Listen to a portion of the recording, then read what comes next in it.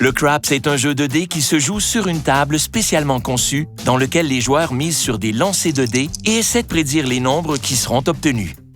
Étant donné la grande taille de la table, plusieurs employés du casino s'occupent de la gérer. Il y a le Stickman, dont le rôle est de surveiller les dés et de placer les mises centrales. Il y a aussi 2 croupiers et un chef de table, aussi appelé Boxman, qui sont chargés de gérer les autres mises et de veiller au bon déroulement du jeu. Le Stickman suit le jeu pour savoir qui lancera les dés. Le joueur qui lance les dés se nomme le lanceur. Le premier lancé au début de la partie de Craps est le Come-Out Roll. Le Stickman fait glisser 5 dés vers le lanceur, qui doit en choisir 2 pour les lancer. Les 5 dés sont identiques et ceux que vous choisirez n'auront aucun effet sur le résultat du lancer.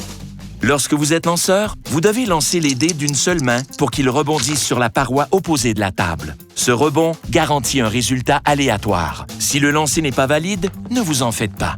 La plupart du temps, si un effort a été fait pour que les dés touchent la paroi opposée, la personne ne vous demandera pas de recommencer, surtout si vous êtes débutant. Si le croupier décide que votre lancer ne compte pas, il dira « non valide » et vous devrez relancer les dés. Pour que ce puisse être votre tour d'être le lanceur, vous devez faire une mise Pass Line ou Don't Pass. Nous nous concentrerons sur ces mises puisqu'elles sont parmi les plus simples au Craps. Tous les joueurs peuvent faire ces mises, y compris le lanceur.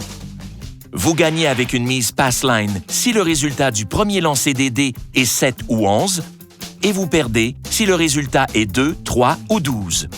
Vous gagnez avec une mise Don't Pass si le résultat du premier lancer des dés est 2 ou 3. Il y a égalité Push si le résultat est 12, et si le résultat est 7 ou 11, vous perdez. Considérez les mises Pass Line et Don't Pass comme des mises opposées. Dans presque tous les cas, lorsque l'une gagne, l'autre perd. Si le lanceur obtient l'un des autres résultats, 4, 5, 6, 8, 9 ou 10, les mises Pass Line et Don't Pass ne gagnent pas et ne perdent pas non plus. Ce nombre devient alors le point et les mises demeurent en jeu sur la table. Voici le disque. Il vous indique si le point n'a pas encore été établi off ou s'il l'a été on. Dans ce cas-ci, le point est le 6. Si le point est obtenu à nouveau après avoir été établi, toutes les mises Pass Line gagnent et toutes les mises Don't Pass perdent. Si un 7 est obtenu après que le point est établi, les mises Pass Line perdent et les mises Don't Pass gagnent.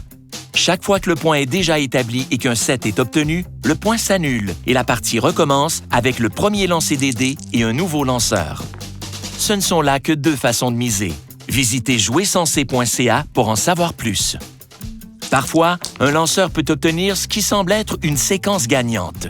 Souvenez-vous simplement que les dés sont aléatoires et qu'aucun lanceur ne peut contrôler les prochains numéros qui seront obtenus. Les séquences gagnantes ne sont que des lancers gagnants consécutifs. Avec toute l'action qui se passe à la table, c'est facile de perdre le fil de vos mises. Mais n'oubliez pas, si vous avez des questions, les croupiers au Craps seront heureux de vous aider. Vous connaissez maintenant les règles de base pour jouer au Craps. Alors, qui est prêt à s'amuser et à jouer de façon sensée?